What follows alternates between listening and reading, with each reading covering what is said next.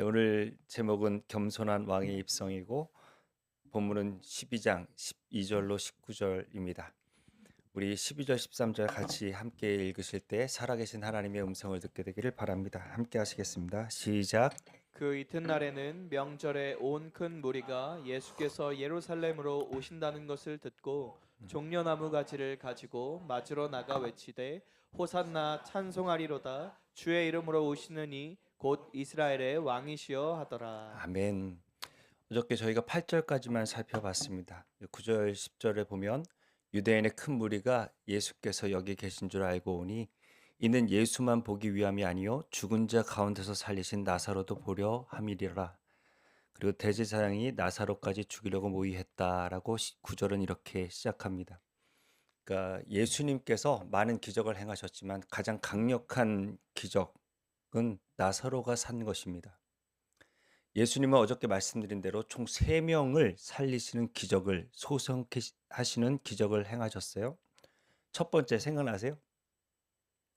회당장 야이로의 딸을 우리 주님이 살리실 때 달리다 쿰 소녀야 일어나라 외치실 때 그 소녀가 일어난 줄로 믿습니다.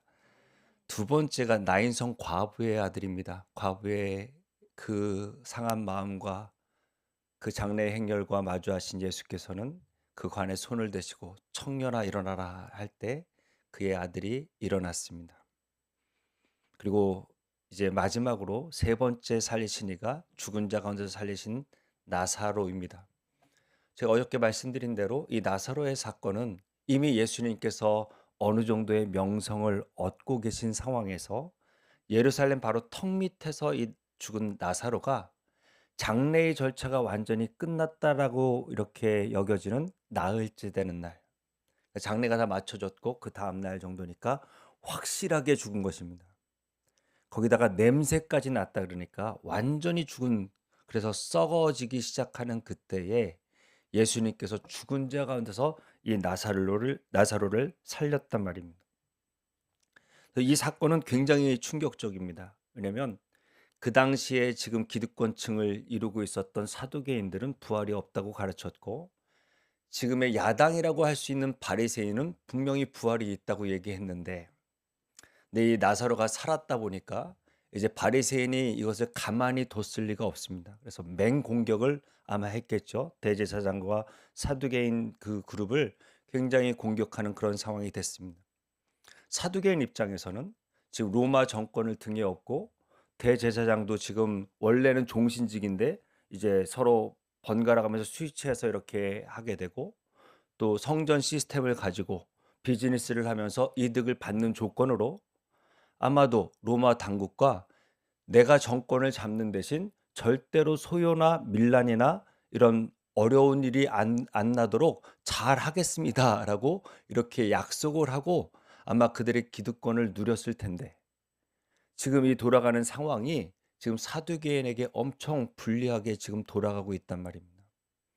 당시에 아마 사내들인도 과반 의석에 넘게 가지고 있었을 것이고 굉장히 안정적으로 잘 끌고 왔는데, 나사로가 사는 바람에 지금 바리새인이 역공을 했고 그다음에 막 백성들이 지금 들고 일어나는 상황이다 보니 어쩔 수 없이 그들은 나사로까지 죽이려고 모의했다라고 보시면 되겠습니다.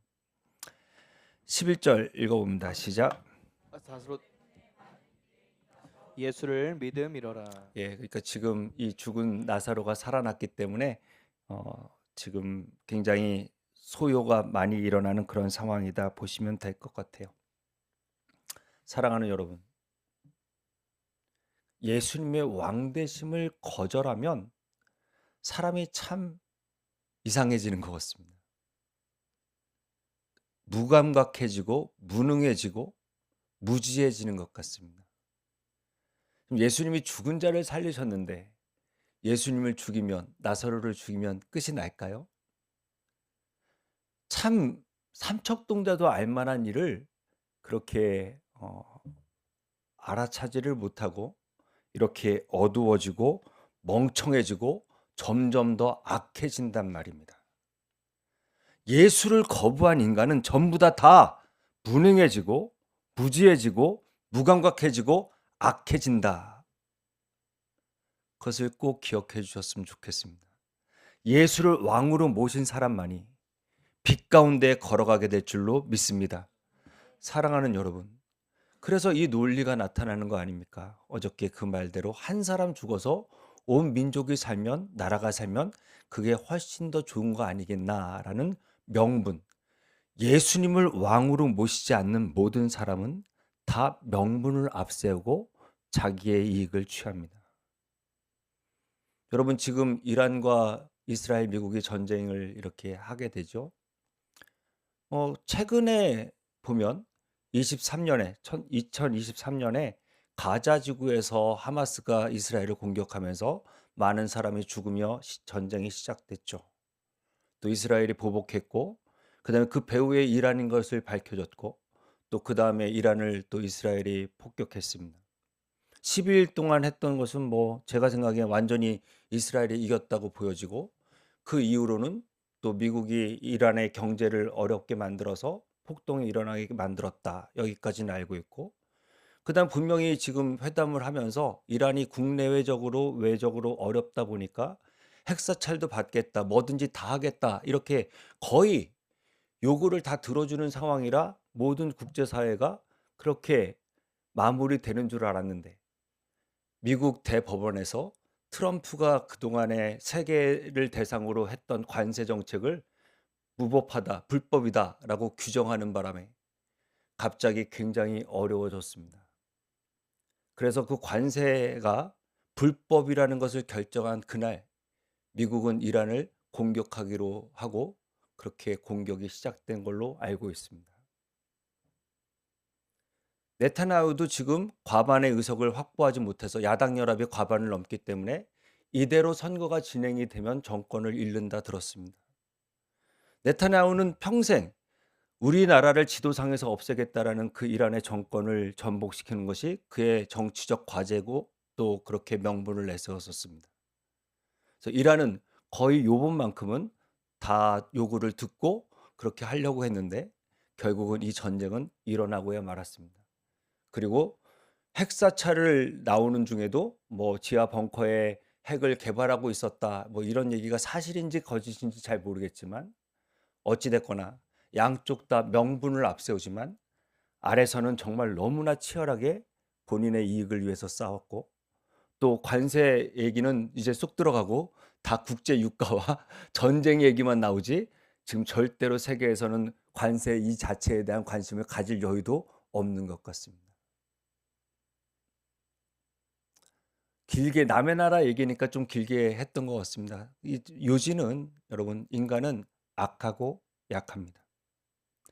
주님을 왕으로 섬기지 않는 모든 사람은 다 이 어둠의 논리로 움직입니다.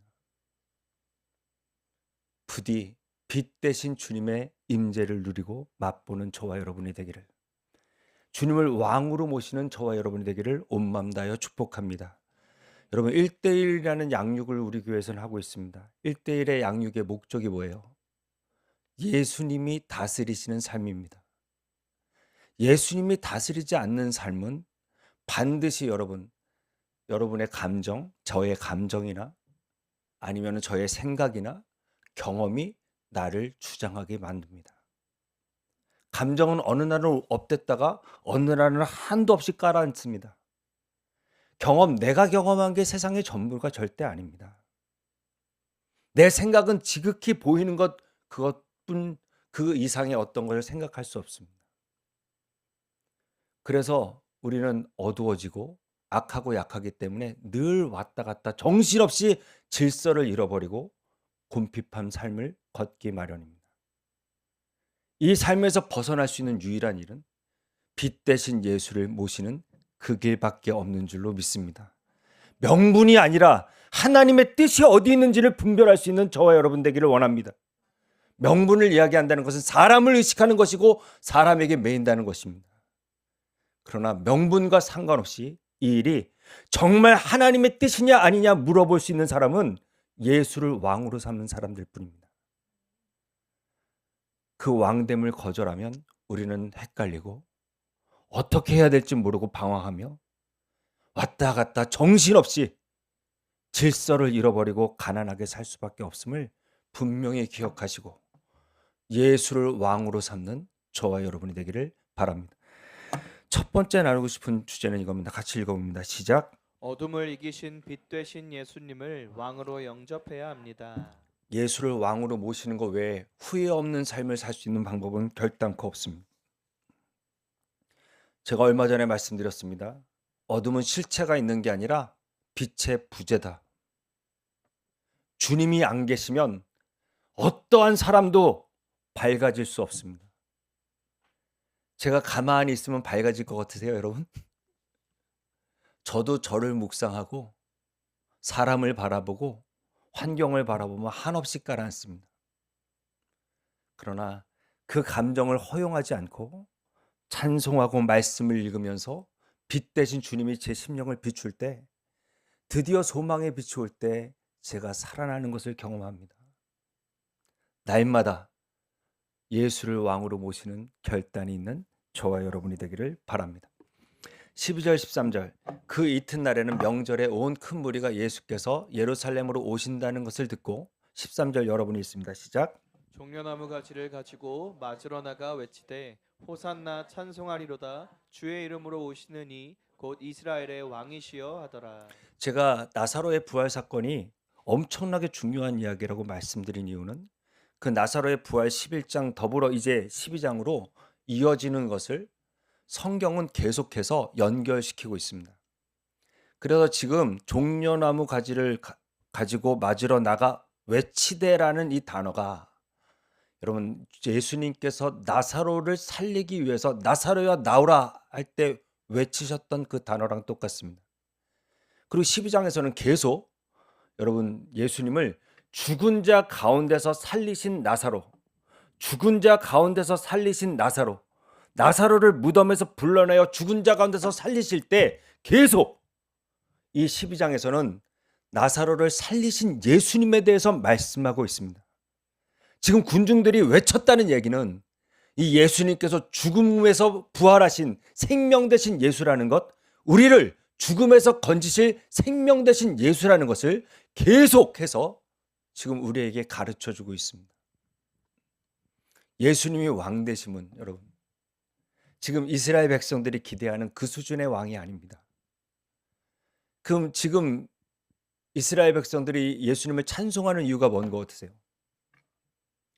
나를 로마의 압제에서 건져줄 주여 우리를 구원하소서, 이 믿음이 있는 것이고 나를 배부르게 해줄 메시아에 대해서 그렇게 간절히 바라면서 주여 나를 구원하소서 호산나 이것을 이렇게 외치며 주님을 경배하지만 여러분 이 경배는 일주일이 못 갑니다.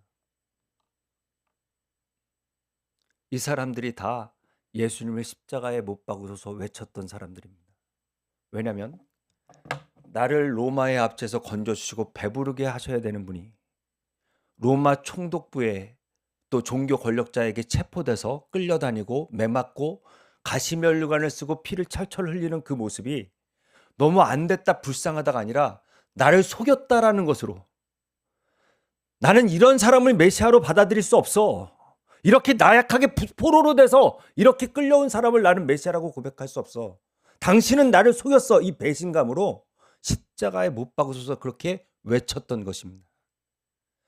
주님이 나의 기대로 나를 먹이시고 나를 자유하게 하시고 나에게 정말 큰 은혜를 베푸실 때는 찬송하다가도 뭔가 나랑 맞지 않고 내가 생각하는 모습으로 나를 인도하시지 않고 또 주님이 그런 모습으로 서 있지 않으면 언제든지 십자가에 못 박으소서라고 얘기할 수 있는 것이 군중이란 말입니다. 그런데 여러분 예수님은 말씀 따라 오신 분이라는 것을 성경이 이야기하고 있습니다.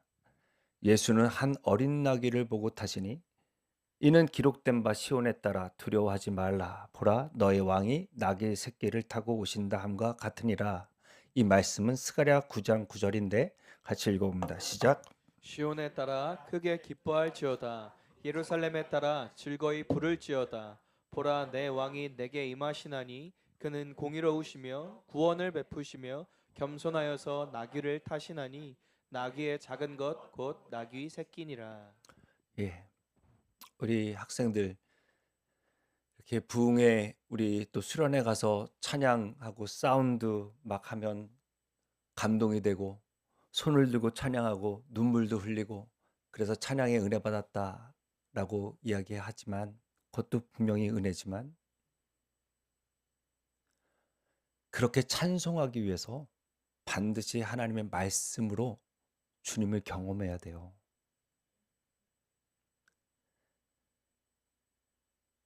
아멘이십니까? 내가 좋을 때 주님이 따뜻하게 느껴질 때 그때만 감동하고 손을 들고 찬양하면서 주님을 높여드리는 것 같다가 또 이렇게 거룩하게 아름답게 손 들고 찬양하는 내 모습을 봐라. 막 이렇게 자기가 스스로 또 감동이 되는 이런 믹스업 되는 그런 감동이 아니라 말씀 가운데 설교 말씀을 듣는 중에 말씀을 열고 읽는 중에 주님이 임재하시는 것을 누려야 돼요. 그래서 주님이 내가 느껴지는 주님이 중요하지만 레마의 말씀이 중요하지만 정말 이 하나님의 말씀의 완전함과 능력을 믿고 신뢰하기를 바랍니다. 그래서 내 믿음이 나의 감정이 아니라 하나님의 말씀에 근거할 수 있는 은혜가 우리 학생부와 우리 교회 모든 성도들 가운데 있게 되기를 바랍니다. 주님은 부활이요 생명 되신다. 죽은 나사로를 살리실 수 있는 능력이 있으신 분을 말씀 중에 컨펌 받고 또 구약 내내 계시되고 성막이나 말씀이나 율법이나 통해서 주님의 말씀이 초점이 쫙 모여 있는 그 주님이 바로 이분이시다라는 것을 믿고 바라는 그런 은혜가 있었으면 좋겠습니다. 두 번째 나누고 싶은 건 이거예요. 같이 읽어봅니다. 시작. 죽음을 이기신 겸손의 왕 예수님을 왕으로 영접해야 합니다. 죽음을 이기신 부분은 아까 죽은 나사로를 계속해서 외치다라는 표현으로 죽음을 이기시는 사망 권세를 깨뜨리시는 주님에 대한 것이고 나귀는 겸손을 상징합니다. 그러니까 세상의 모든 왕들은 군마를 타죠. 전쟁으로 사람들을 죽이는 그런 권력입니다. 우리 주님은 나귀 새끼를 타시는 겸손의 왕입니다. 대한민국은 민주주의입니다. 그죠? 그래서 모든 주권은 국민으로부터 나온다라는 게 헌법 1조죠. 근데 이스라엘은 신정국가입니다. 모든 권력은 하나님으로부터 옵니다. 왕도 기름 부어 세우십니다. 사무엘이 사울 왕이 패할 때 이렇게 말합니다. 왕이 스스로를 작게 여겨 겸손히 행할 때 주님께서 왕으로 세우셨거늘. 그 겸손을 잃어버리고 결국은 왕의 직임에서 내려오게 되는 것을 우리는 보게 됩니다. 예수님의 이 왕권은 세상 권력이 아닙니다. 겸손한 것이고 사랑이며 낮아지신 것입니다. 죽음을 이기신 겸손의 왕을 왕으로 모실 수 있는 저와 여러분이 되기를 바랍니다. 내가 이해할 수 없을 때 그때 믿음이 발동하는 것입니다. 마지막 16절 읽어봅니다. 시작. 제자들은 처음에 이 일을 깨닫지 못하였다가 예수께서 영광을 얻으신 후에야 이것이 예수께 대하여 기록된 것임과 사람들이 예수께 이같이 한 것임이 생각났더라. 여러분 여기 지금 이 제자들은 이게 무슨 일인지 도대체 모릅니다. 다른 공간서 복음서를 보면은 이때 제자들이 뭐 했어요? 이제 예수님이 예루살렘 입성해서 왕이 되시면 나는 국무총리, 내 동생은 경제부 총리, 뭐라 그랬지? 기획재정부 장관인가요? 우리나라는 부총리급이니까 서열 4인가 그렇잖아요. 그래서 베드로가 1등인 것은 내가 어쩔 수 없지만 어, 또 치맛바람을 일으키는 우리 어머니께서 한 아들은 왼편에 한 아들은 좌편에 한 아들 마음 상할까 봐 또 그렇게 치맛바람을 일으키고 3년 따라다닌 보람이 드디어 열매 맺는 순간이다. 다 높은 곳을 바라보고 있을 때 예수께서 영광을 얻으시는 것이 무엇인지를 그들은 몰랐다라고 되어 있습니다. 언제 알아요, 이들이? 우리 셀리더들 그때 우리 모였을 때 교사들 모였을 때 주신 말씀대로 제자들이 다 십자가와 부활을 경험했는데도 그들은 몰라요. 언제 알아요? 오순절 성령 강림을 통하여 십자가와 부활이 그들에게 깨달아져요. 여러분, 우리는 본성으로 십자가가 싫어요. 그냥 영광만 받았으면 좋겠어요. 빨리 십자가는 지나가고 본 게임, 영광을 받는 것을 오래 했으면 좋겠어요. 근데 여러분, 십자가 없이 주님은 영광을 말씀하시지 않아요. 죽은 자를 살리실 수 있는 분입니다. 꼭 십자가를 쳐야 될까요? 주님이 그 방법밖에 없으시답니다. 그러면 우리는 십자가 없이 영광에 도달할 수 있을까요? 우리는 본성으로 받아들일 수가 없기에 성령의 충만한 은혜가 필요합니다. 복음을 이해하는 데 있어서 왜 하나님의 일이 기도로 시작할까? 저는 이 신비 때문에 그렇다고 생각합니다. 부디 이 십자가의 영광을, 십자가를 지나 승리하는 영광까지 지금은 내가 이해할 수 없지만 먼 훗날은 반드시 깨닫게 하실 그 은혜를 생각하며 지금 고난과 십자가를 지고 걸으실 때 주님을 믿고 신뢰하는 찬송과 감사가 우리 가운데 있게 되기를 바랍니다. 나같이 교만한 사람은 정말 몽둥이가 약입니다. 나같이 연약한 사람에게는 이 과정이 반드시 필요합니다. 주님이 오르십니다 라는 고백을 할 날이 얼마 남지 않았을 것입니다. 부디 지금 고난 중에 계신 분들은 이렇게 생각해 주셨으면 좋겠습니다. 주님이 내게 대한 소망이 있으시구나. 반드시 나에게 승리의 영광을 주시겠구나. 그 믿음을 가지고 소망 중에 걸어가실 수 있는 저와 여러분이 되기를 바랍니다. 그때야 비로소 우리가 이렇게 진정한 주님을 만날 수 있을 것이기에 3번 주제는 이렇게 잡아봤습니다. 같이 읽어봅니다. 시작. 성령이 임해야 만왕의 왕이 되신 주님을 섬길 수 있습니다. 아멘. 사망 권세에 짓눌린 우리에게 생명과 자유를 주시기 위하여 겸손의 사랑과 겸손의 왕으로 이 땅에 내려와 성육신을 하시고 십자가를 지시는 주님의 고난을 지나고 나서야 죄된 우리가 하나님의 자녀가 되었다는 것을 기억하며 늘 지금 이 순간 내게 맡기신 특제의 십자가가 무엇인지를 다시 한번 돌아보면서 제발 이 십자가를 벗어나게 해주십시오라고 기도하기 이전에 이 십자가를 통과하여 내게 주실 승리와 영광을 바라볼 수 있는, 지금 제가 좋아하는 WBC 야구팀 중